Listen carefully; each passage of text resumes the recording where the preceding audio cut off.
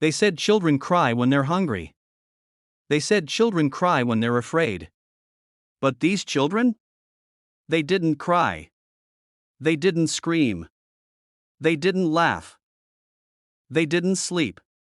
For 3 nights, the billionaire's triplets lay awake in their silk-lined beds, staring into the darkness, breathing in perfect rhythm, eyes wide open. Doctors were called.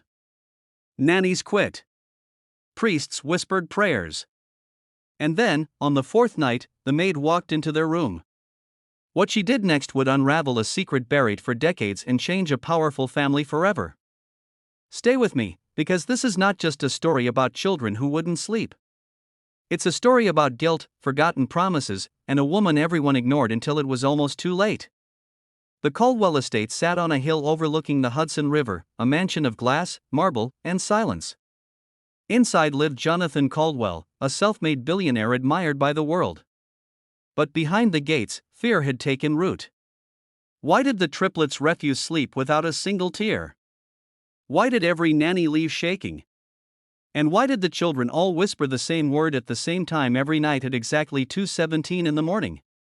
And most haunting of all, why did the maid seem to already know the answer? Before we go deeper, let us know in the comments where you're watching from.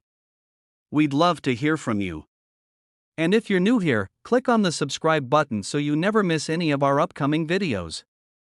Jonathan Caldwell had built an empire from nothing. Raised by a single mother who scrubbed hospital floors in Newark, New Jersey, he learned early that survival meant sacrifice. His childhood bedroom had been a converted closet in a 2-bedroom apartment shared with 3 other families. He remembered the smell of bleach on his mother's uniform, the way her hands cracked in winter, the quiet pride in her eyes when he got his first scholarship. By 25, he had his first patent. By 32, his first million. By 45, he was a billionaire. By 50, he had everything money could buy. Everything except peace. His mother had passed away 2 years before the triplets were born. She never got to see the empire her sacrifices had built. And Jonathan carried that weight every single day. His wife, Eleanor, had been different from the women in his social circle. She wasn't born into wealth. She was a nurse at Mount Sinai Hospital, working double shifts in the pediatric intensive care unit. They met when Jonathan collapsed from exhaustion during a board meeting and was rushed to the emergency room. Eleanor had been the one to check his vitals, to tell him bluntly that money couldn't buy back time or health. Something about her directness, her warmth, her refusal to be impressed by his name, it broke through walls he didn't know he'd built. They married 6 months later in a small ceremony. No press. No spectacle. Just 2 people who understood what it meant to work hard and dream harder. For 3 years, they were happy. Truly happy. Eleanor wanted children. Jonathan was terrified. What if he failed them the way he felt he'd failed his mother by not making it big soon enough for her to enjoy it? But Eleanor had a way of quieting his fears. She would hold his face in her hands and say, "You think love is something you earn, Jonathan? It's not. It's something you give." So they tried. And after a year of struggling, of treatments and hopes raised and dashed, Eleanor became pregnant. Not with 1 child. 3. The pregnancy was high risk from the start. Doctors warned them. Bed rest. Constant monitoring. Jonathan hired the best specialists, transformed an entire wing of the mansion into a medical suite. He controlled everything he could control. But you can't control everything. At 32 weeks, Eleanor went into labor. It happened fast. Too fast. Jonathan was in a meeting in Singapore when he got the call. He chartered a jet immediately, but even private planes can't outrun fate. Eleanor gave birth to 3 tiny, fragile miracles. 2 boys and a girl. Lucas, 6 pounds 1 ounce. Liam, 5 pounds 8 ounces. And Lily, the smallest, 4 pounds 12 ounces. But there were complications. Hemorrhaging. The doctors tried everything. Jonathan landed at Teterboro Airport and raced to the hospital, but by the time he reached her room, Eleanor was barely conscious. Her hand was cold. Her lips were pale. And in those final moments, as machines beeped and nurses moved with controlled urgency, Jonathan leaned close. Eleanor's voice was a whisper. "Promise me something." He gripped her hand. "Anything." She struggled to focus, her breathing shallow. "Don't let them grow up with strangers. Be there. Tell them about me. Don't let work swallow you. Promise me, Jonathan." He kissed her forehead, tears streaming. "I promise. I swear to you, Eleanor. I promise." She smiled faintly. And then, at exactly 2:17 in the morning, Eleanor Caldwell took her last breath. The funeral was private. Jonathan stood at the gravesite, flannel the cold November rain, holding an umbrella he didn't remember opening. People spoke to him. He didn't hear them.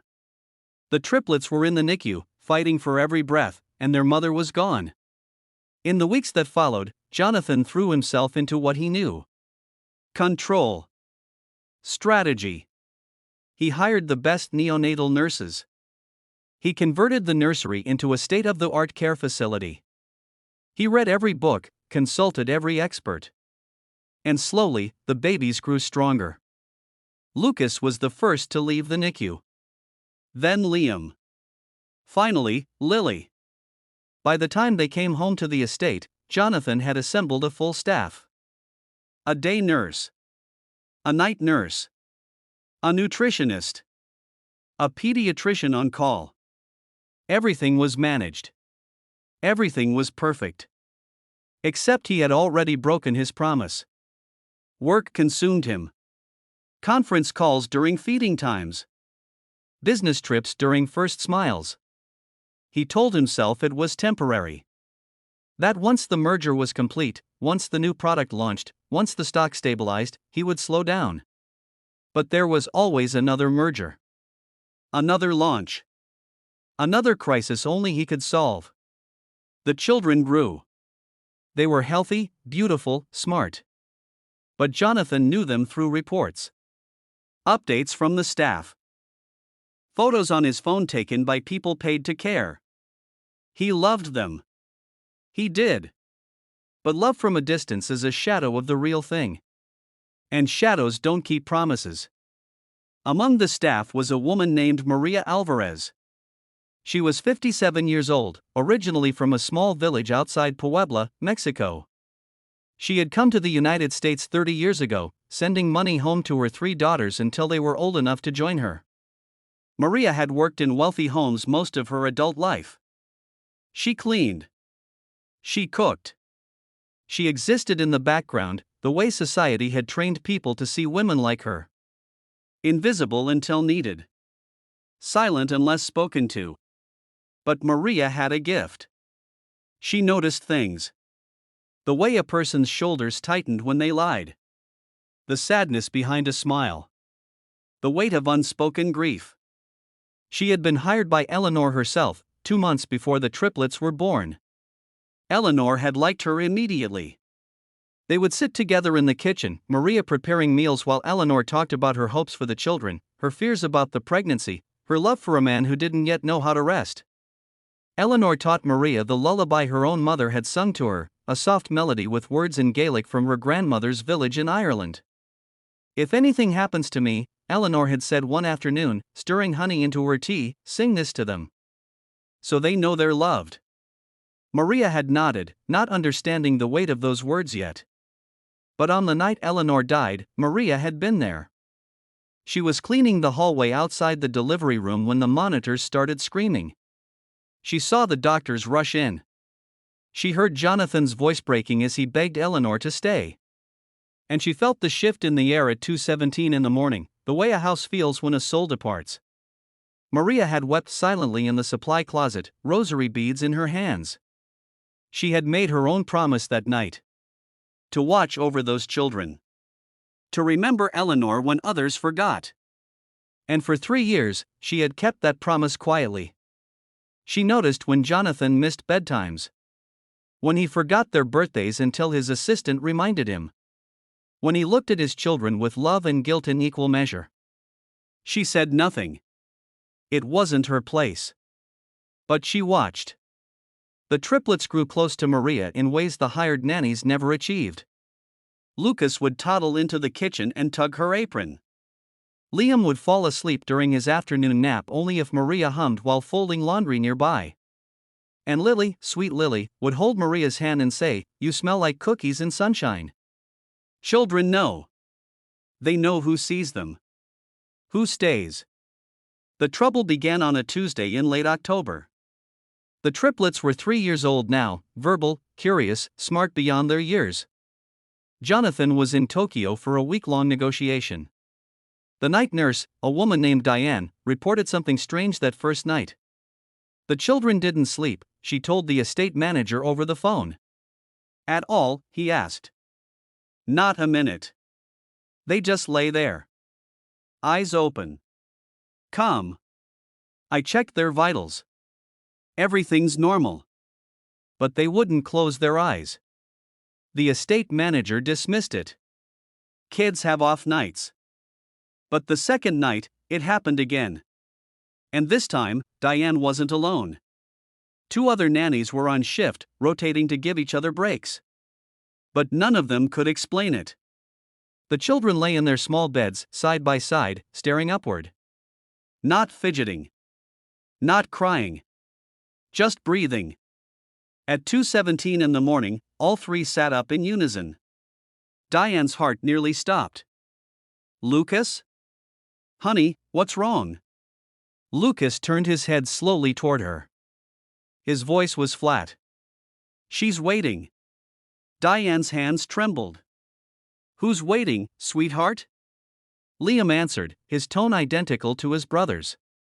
The one who sings. Then Lily, her small voice eerily calm. She's cold. By dawn, Diane and one of the other nannies had quit. The third nanny, a young woman named Rachel, stayed out of financial necessity, but her hands shook as she poured coffee. She left a note on the manager's desk. They're not dreaming. They're waiting.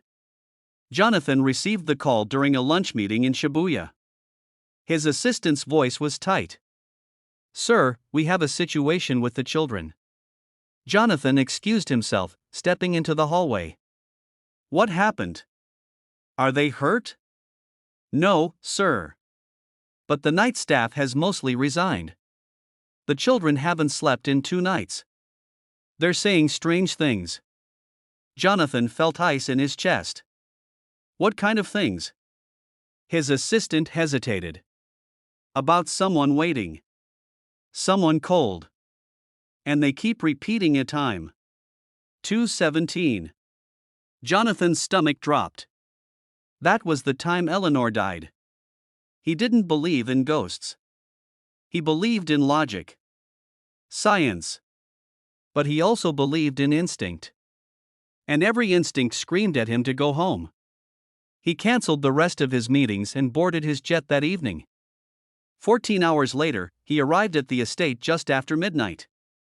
The house felt different. Quiet in a way that wasn't peaceful. The estate manager met him at the door, his face pale. They're awake, sir. Still. Jonathan didn't bother taking off his coat. He went straight to the nursery. The room was softly lit by a nightlight shaped like a moon. And there they were. Lucas. Liam. Lily.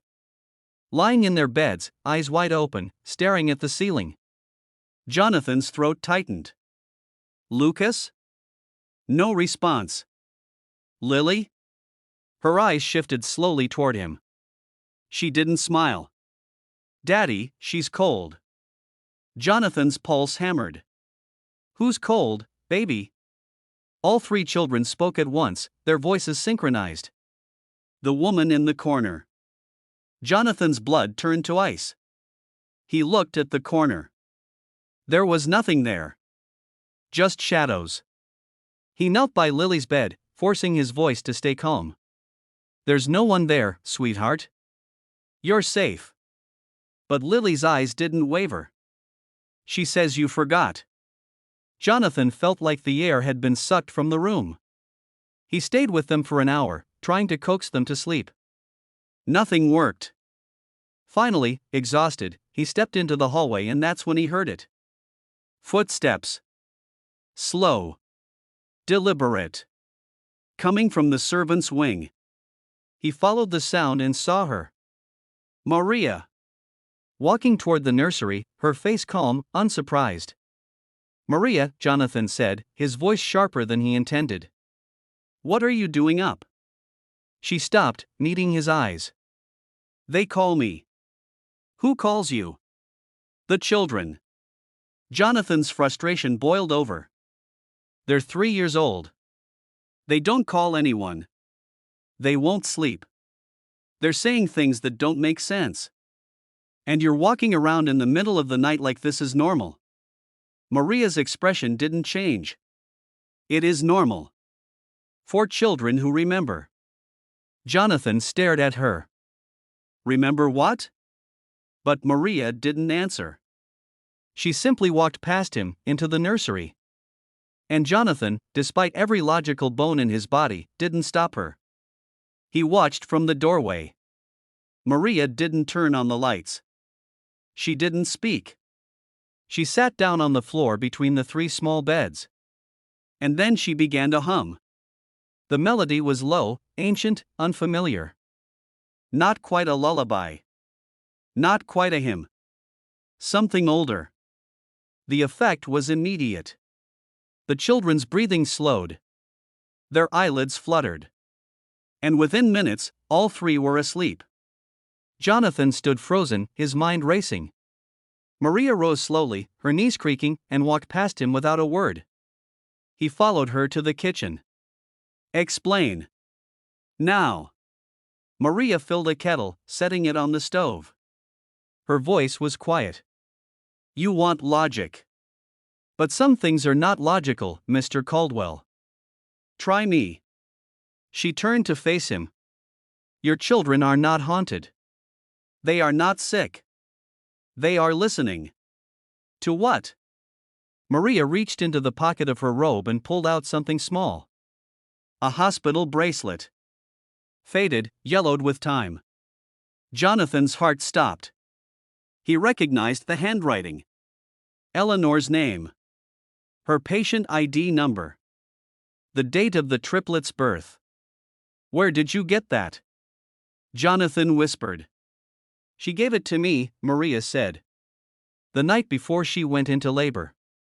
She was afraid. She knew something was wrong. And she asked me to keep it. To remember her. Because she wasn't sure you would. The words hit him like a fist. That's not fair. No, María agreed. But it is true. Jonathan sank into a chair, his hands shaking. What do the children have to do with this? María sat across from him. The night your wife died, she made you promise something. Do you remember? Jonathan's voice cracked. Yes. Have you kept that promise? Silence. Heavy. Damning. María continued, her tone gentle but unflinching. Children feel what we do not say.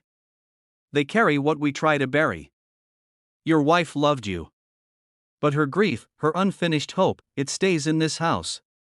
In the room where she dreamed of rocking her babies to sleep. In the songs she wanted to sing. And your children, they are sensitive. They feel her. Not as a ghost. As an echo. A longing. Jonathan's eyes burned with tears. I don't know how to fix this. You do, María said. You just have to stop running. That night, Jonathan sat alone in Eleanor's old room. It had been left untouched since her death. Her books were still on the nightstand. Her sweater draped over a chair. He had avoided this room for 3 years. But now, he sat on the edge of the bed and let himself remember. Eleanor laughing at his terrible jokes. Eleanor dancing in the kitchen to old jazz records. Eleanor's hand on her belly, whispering to the baby she would never hold. And Jonathan wept. For the first time since her funeral, he let himself feel the full weight of his loss. The guilt. The failure. The promise he had broken. At 2:17 in the morning, he walked back to the nursery. The children were still asleep. He sat on the floor, just as Maria had. And he began to speak. Softly. Honestly. I'm sorry, he whispered. I'm so sorry. Your mom, she made me promise to be here. And I haven't been. I thought if I built enough, earned enough, controlled enough, I could protect you. But I was wrong. You don't need my money. You need me. His voice broke. She would have been the best mother. She would have sung to you. Read to you. She would have known your favorite colors and your bad dreams and the way you like your toast cut. And I've let strangers do all of that because I was afraid. Afraid that if I stopped moving, I'd fall apart. Tears streamed down his face. But you deserve better. You deserve a father who shows up. Who remembers. Who keeps promises. He didn't know if they could hear him. But he kept talking. About Eleanor. About the way she smiled. The sound of her laugh. How she believed in second chances and grace and love that didn't need to be earned. And as he spoke, something shifted. The air felt lighter. The room felt warmer. When dawn broke, the children woke naturally. Lily sat up, rubbed her eyes, and smiled. Morning, Daddy. It was the first time she had said it without prompting. Jonathan's heart shattered and mended at the same time. From that day forward, everything changed. Jonathan restructured his entire life. He promoted his chief operating officer to handle day-to-day operations. He set boundaries. No calls after 6. No travel on weekends. No meetings during breakfast or bedtime. He read to the children every night. He learned that Lucas loved dinosaurs. That Liam was scared of thunderstorms. That Lily hummed the same melody Maria had sung, though she had no memory of hearing it. He took them to the park. Played in the dirt. Let them crack eggs and spill flour in the kitchen. And slowly, the house that had been silent for so long filled with laughter. Maria watched it all with quiet satisfaction. One afternoon, Jonathan found her folding laundry in the sunroom. Thank you, he said. She looked up, surprised. For what, Mr. Caldwell? For not letting me forget. Maria smiled. That is not something you thank someone for. That is just love. Jonathan sat down beside her. Eleanor was lucky to have you. No, Maria said softly. I was lucky to know her. Before Maria retired the following spring, Jonathan did something that surprised everyone. He established a foundation in Eleanor's name. Its mission was to support caregivers, domestic workers, and mothers. Women like his own mother. Women like Maria. Women the world depended on but rarely saw. He endowed it with $50 million. At the foundation's launch, he gave a speech. Maria sat in the front row. We build empires, Jonathan said, his voice steady. We chase success. We measure worth in stock prices and square footage. But the people who truly hold our lives together are often the ones we pay the least attention to. My wife knew that. And it's time I honor her memory by living that truth. The room erupted in applause. But Jonathan's eyes were on his children, sitting with Maria, holding her hands. That was the real success. Not the foundation. Not the money. The fact that his children knew love. Presence. Continuity. Years later, when the triplets were 10, Lily asked her father about the nights they didn't sleep. Do you remember that, sweetheart? Jonathan asked. She nodded. I remember feeling like someone was sad. Like we had to wait for something. Do you remember what you were waiting for? Lily thought for a moment. Then smiled. You. Jonathan pulled her close. He thought about Eleanor every day. About the promise he had broken and then fought to rebuild. He had learned something those 3 sleepless nights taught him. Children don't need perfection. They need presence. They don't need control. They need connection. And love isn't something you schedule. It's something you show up for every single day, even when it's hard. Especially when it's hard. María passed away peacefully in her sleep at 72, surrounded by her daughters and grandchildren. The triplets, now 16, attended her funeral. They each placed a flower on her casket. Lily whispered, "Thank you for singing to us."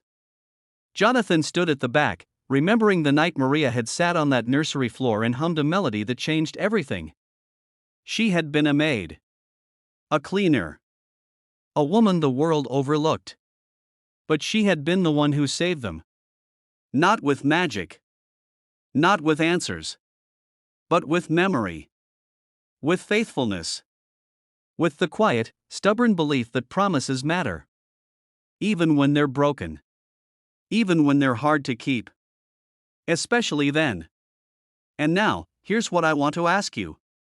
Have you ever felt like you were living on autopilot? Going through the motions, checking the boxes, but missing the moments that actually matter? Have you made promises you've let slip away, not because you didn't care, but because life got loud and complicated? The truth is, we all have. But stories like this one remind us that it's never too late. It's never too late to stop. To listen. To show up. Jonathan could have kept running. He could have hired more staff, more experts, thrown more money at the problem. But instead, he did the hardest thing. He sat down. He stayed. He remembered. What about you? If you were in Jonathan's position, would you have had the courage to face what you'd been avoiding? And if you were María, would you have stayed silent, or would you have spoken the truth, even if it was uncomfortable? Think about the people in your life who show up quietly. The ones who remember. Who stay. Who love without asking for credit. Have you thanked them? Have you seen them? Because here's the thing. We live in a world that celebrates noise. Success. Visibility. But the most powerful thing you can do is often the quietest. Presence. Fidelity. Remembering who you said you'd be, and then becoming that person, one small choice at a time. Jonathan's children didn't need a fortune. They needed a father. And once he became that, everything else fell into place. So let me ask you one more time. What promise are you carrying? What have you been running from? And what would change if you stopped, sat down, and kept your word? If this story moved you, I want to hear from you. Drop a comment and tell me, have you ever experienced a moment that completely changed the way you saw your life? A moment that woke you up? Maybe it wasn't triplets who wouldn't sleep. Maybe it was a conversation. A loss. A realization in the middle of the night that you were living someone else's definition of success. Whatever it was, share it. Because your story matters. And someone watching right now might need to hear it. They might need to know they're not alone. That change is possible. That it's never too late to come home to the people and promises that matter most. And if you found yourself holding your breath during this story, if you felt the weight of those sleepless nights and the relief of that final sunrise, then stay close. Because next time, we're going to talk about something even more haunting. A locked room. A broken watch. And a secret that refused to stay buried. The kind of story that makes you wonder what's hidden in your own family's silence. So subscribe. Turn on notifications. And don't miss what's coming. Because these aren't just stories. They're mirrors. Reflections of the lives we're living and the choices we're avoiding. And sometimes, the bravest thing you can do is look into that mirror and ask yourself, who did I promise to be? And am I keeping that promise? Thank you for staying with me until the end. Truly. In a world where attention is fractured and everyone's scrolling to the next thing, the fact that you're still here means something. It means you're someone who values depth. Truth. Stories that don't just entertain, but transform. So until next time, remember this. Love is not what you say. It's what you do. It's not the grand gestures. It's the small, steady choices. The showing up. The remembering. The staying. Even when it's hard. Especially when it's hard. Take care of yourself. And take care of the promises you've made. They're listening.